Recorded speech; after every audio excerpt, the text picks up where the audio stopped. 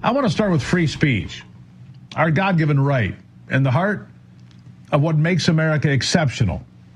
And let me tell you, folks, if there's one outfit that's been battling tooth and nail to keep that flame alive, it's Real America's Voice, right here. Real Clear Politics put out a piece here a couple of days ago, Real America's Voice and the Real Cost of Free Speech. And you should look at this article during the break.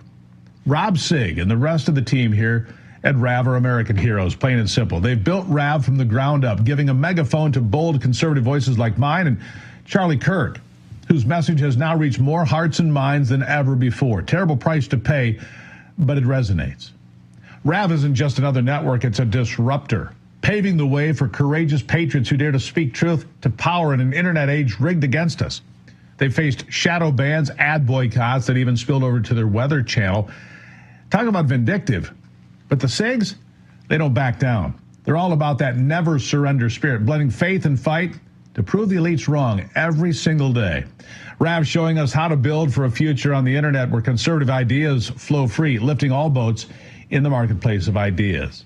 They're the vanguard, folks, ensuring voices like mine and yours aren't drowned out by the swamp. But here's the thing. Free speech isn't just a nice to have. It's the bedrock of our republic. The First Amendment isn't some suggestion. It's a shield against tyranny. It's let us debate, dissent, and dream big without fear of Big Brother slapping us down. In America, we preserve it against all comers, whether it's sneaky societal censorship from woke universities or outright governmental overreach. Lose free speech, we lose everything. Innovation, accountability, the very soul of our republic. We've seen what happens when it's eroded. Ideas stagnate, truth gets buried, and power consolidates in the hands of the very few. That's why conservative warriors fight so hard. We're not just defending words, we're defending freedom itself at its core. Now, look around the world. You'll see the nightmare we're up against if we let the left win. Take Germany, once a beacon of post-war democracy, now turning into a thought police state. In 2025, their coalition government's pushing for tighter controls and public debate, all in the name of protecting democracy. Hillary Clinton wants us to follow suit. Professor and attorney Jonathan Turley called her out and watched her trying to weaponize the EU against us firsthand. Here's what he said.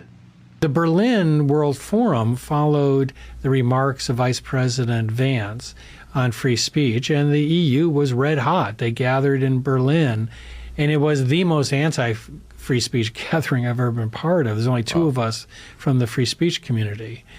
And they are committed. And, you know, Hillary Clinton was there, and she really fueled the anger. I mean, she, when Twitter was purchased by Elon Musk, she called on the EU to use the infamous Digital Services Act, which is one of the most anti-free speech pieces of legislation in decades.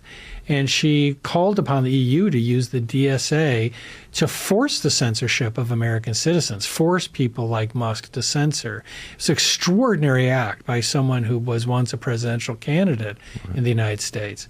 But they are committed to it. And after the World Forum, they further globalized this effort, and they are threatening companies like X with ruinous fines unless they resume censoring American citizens.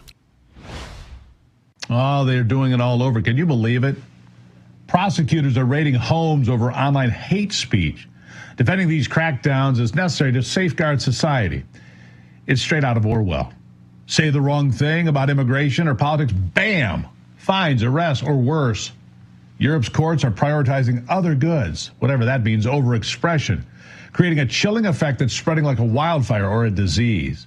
The UK, no better.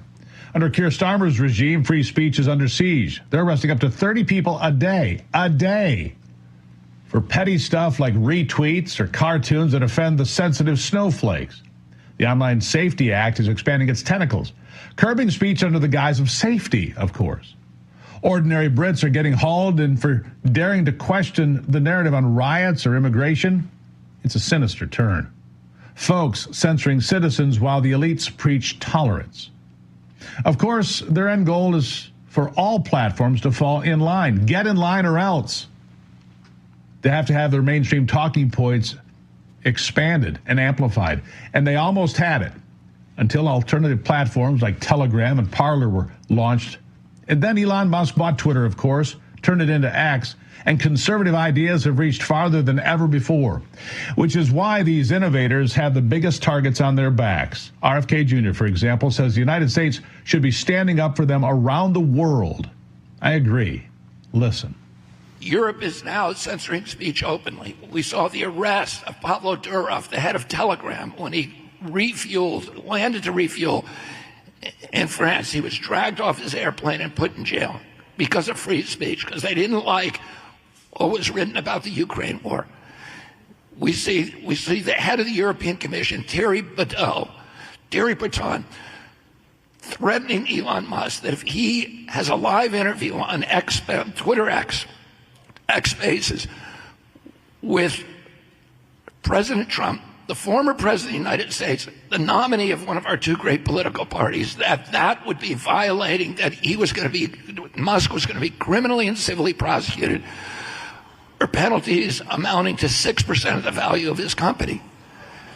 And what should our government be doing about that? The Biden administration, if we really were promoting democracy around the world as we claim, instead of fighting a war in Ukraine, we should be screaming at the rooftops against these governments and threatening sanctions against them if they censor their people. Amen to that. How about Canada? Oh, our northern neighbors are no better at all, in fact. Following Charlie Kirk's murder, they're cracking down on political speech in workplaces, stifling debate under hate speech laws that sound downright authoritarian. Cities are clamping down with bills like C-63. It empowers bureaucrats to silence dissent. Silence! Even their attorney general echoes calls for more restrictions, making hate speech a catch-all for anything the left doesn't like. It's a global crackdown, and Americans are not immune if we don't fight back. Which reminds me of the dark days under the Biden regime. Talk about censorship tyranny. We can't forget, or else history will repeat itself. For years, big tech acted as the enforcement arm of the radical left, shadow banning, deplatforming, and outright censoring conservatives like me. Remember the COVID lockdowns? Question the experts and poof, your accounts disappeared. Election integrity concerns? Labeled misinformation and scrubbed immediately. It was a full-on assault with the White House pressuring tech giants to silence Americans. Mark Zuckerberg has admitted it and tried to say, well, it wasn't really my fault. Really, Mark? Here he is. They were trying to roll out the vaccine program. And I'm generally pretty pro rolling out vaccines. I think on balance, the vaccines are more positive than negative. But I think that while they're trying to push that program, they also tried to censor anyone who is basically arguing against it. And they pushed us super hard to take down things that were true, right? I mean, they basically pushed us and said, anything that says that vaccines might have side effects, you basically need to take down. And I was just like, well, we're not going to do that. We're clearly not going to do that. I mean, that is kind of inarguably true. Who is they? Who's telling you to take down things that that talk about vaccine side effects? It was people in the Biden administration. I think it was I wasn't involved in those conversations directly. Of course not. I wasn't directly involved. Do you trust him? Doesn't matter. The truth's still coming out. Google just admitted it all in a bombshell letter to the House Judiciary Committee. It's all there. Thanks to Chairman Jim Jordan's relentless oversight. God bless that man, by the way. Google confessed that the Biden crew pushed them to censor content that didn't even violate their policies. They called it unacceptable and wrong, vowing never to rely on third-party fact-checkers again or bow to Europe's censorship laws that target American free speech. They're even promising to reinstate thousands of banned YouTube accounts kicked off for political speech on COVID and elections. Haven't seen it much, but they're promising that. Folks, it's huge, though. A direct admission that the deep state colluded with Silicon Valley to shut you up. But it's not enough. Not enough at all. We need accountability, not useless apologies.